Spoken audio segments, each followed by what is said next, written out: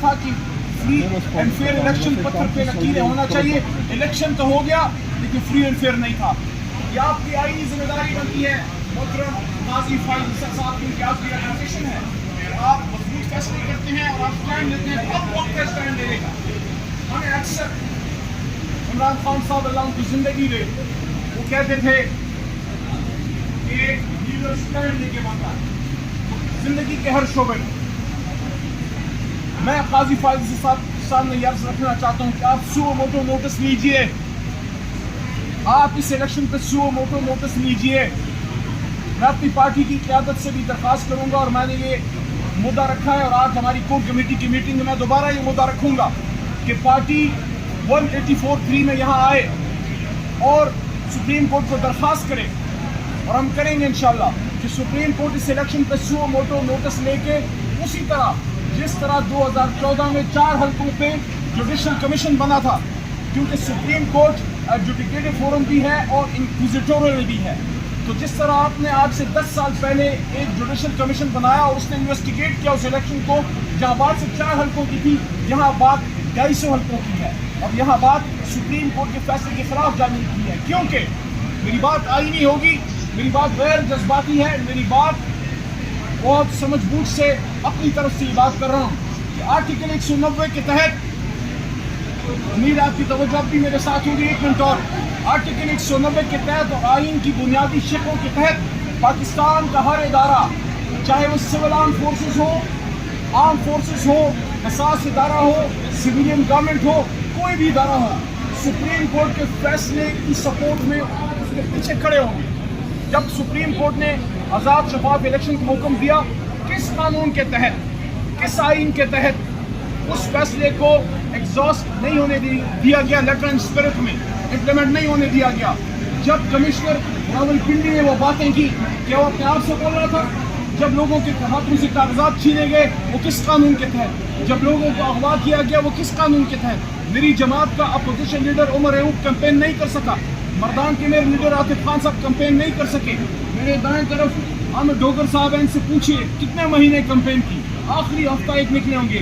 میں ہمیشہ مہینہ ایک کمپین کرتا تھا, صرف 14-15 دن میں نکل سکا اپنے مردان میں. میرا سوال ہے کہ ہم تو پھر بھی نکلے, بہت سے لوگ نکل ہی نہیں سکے. جو لوگوں کی چادر چار دیواری کا تقدس پامال کیا گیا, آج بھی خواتین علی حمزہ صاحبہ جیسی اور ڈاکٹر یاسمین راشد 85 سالہ خاتون, جو فخر ہے ہماری نہ صرف پی ٹی آئی کا بلکہ لاہور اور پورے پاکستان کا, ان جیسے لوگوں کو جب الیکشن میں حصہ ہی نہیں لینے دیا گیا, جب ان کے کیمپس نہیں لگنے دیے گئے. تحریک انصاف کا آج بھی لاہور میں, پنجاب میں کوئی آفس ورکنگ پراپر نہیں. تحریک انصاف جو ملک کی سب سے بڑی جماعت ہے, چیف جسٹس صاحب ہمیں آفس نہیں کھولنے دیا جا رہا, ہم جلسہ نہیں کر سکتے, ہم پیسفل پروٹیسٹ نہیں کر سکتے. تو یہ کس نے آپ کے فیصلے کی خلاف ورزی کی ہے؟ اس لیے درخواست ہے آپ سو موٹو نوٹس لیں. یہ پاکستان کی تاریخ کا سب سے اہم الیکشن تھا جس پہ ڈاکہ ڈالا گیا ہے, آئین کی خلاف ورزی کی گئی ہے, کیونکہ صرف الیکشن کرانا اہم نہیں ہے, فری اینڈ فیئر الیکشن کرانا اہم ہے. اور آخری بات, حکومت کی طرف سے مذاکرات کی بات ہو رہی ہے, ہم جمہوری لوگ ہیں, عامر بھائی ہمیشہ پالیٹکس کی بات کرتے ہیں, سیاسی ایشوز پہ ان کی بڑی نظر ہے. ہم سب چاہتے ہیں کہ ان مسائل کا حل سیاسی انداز میں نکلے. ہم مذاکرات صرف سیاسی فوسز سے کریں گے, یہ کلیئر ہو جائے. آئین کے پیرامیٹر کے اندر پارلیمنٹ میں انشاءاللہ اگر کوئی مس انڈرسٹینڈنگ اسٹیبلشمنٹ سے ہے وہ دور ہو سکتی ہے, لیکن مذاکرات صرف اور صرف سیاسی فورس سے جو آئین کے اندر ہے. لیکن نقطہ یہ ہے کہ آپ نے مذاکرات صرف وقت پاس کرنے کے لیے اور اپنے آپ کو لیجیٹیمیسی دینے کے لیے کرانے ہیں, یا آپ نے مذاکرات اس لیے کرنے ہیں کہ ملک کے مسائل حل نکلے. آخری بات, اگر حکومت مذاکرات میں سنجیدہ ہے تو پہلے عمران خان صاحب کو رہا کیا جائے, ان کی رہائی کے لیے بنیادی اور ٹھوس اقدامات لیے جائیں, اور ساتھ ساتھ باقی اسیران کی رہائی اور مینڈیٹ کی واپسی کا روڈ میپ. اگر آپ یہ سٹیپس لیتے ہیں تو ہم یہ سمجھیں گے کہ جو بات, جو آفر زرداری صاحب کی طرف سے آئی یا رانا ثناء اللہ صاحب کی طرف سے آئی یا اور نون لیگ کے پیپلز پارٹی کے محترم لیڈران کی طرف سے آئی ہے, وہ صرف آفر نہیں ہے, وہ عمل کے لیے ہے. کیونکہ بظاہر تو ایسا لگ رہا ہے کہ آپ صرف بات کر رہے ہیں, اس کے پیچھے عمل نہیں ہے.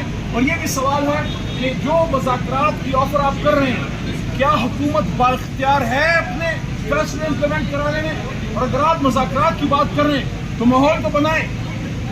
میں صرف ایک سیاسی کارکن یا ایم این اے نہیں, عمران خان کی جماعت کا, تحریک انصاف کا ایک وکیل کے محترم عدالتوں کا, ہائی کورٹ کے لیول پر. کل مجھے اپنے انجینئروں سے ملنے تک نہیں دیا گیا. ہم وکلا بیٹھے رہے. اگر آپ مذاکرات چاہتے ہیں, معاملات کو حل کرنا چاہتے ہیں, آپ نے عمران خان صاحب کو آخری بار آپ نے عمران خان صاحب کو ایسے رکھا ہوا ہے اڈیالہ میں جیسے اڈیالہ نہ ہوا, گوانٹانامو بے ہو گیا. کیا اڈیالہ پہ آئین پاکستان کا عمل درآمد نہیں ہے؟ اگر آپ چاہتے ہیں کہ مذاکرات کامیاب ہوں تو آپ کا عمل ثابت کرے گا, آپ کا ثابت کرے گا کہ آپ کیسا کتنا کوئی فیوریبل ماحول بناتے ہیں. بہت شکریہ.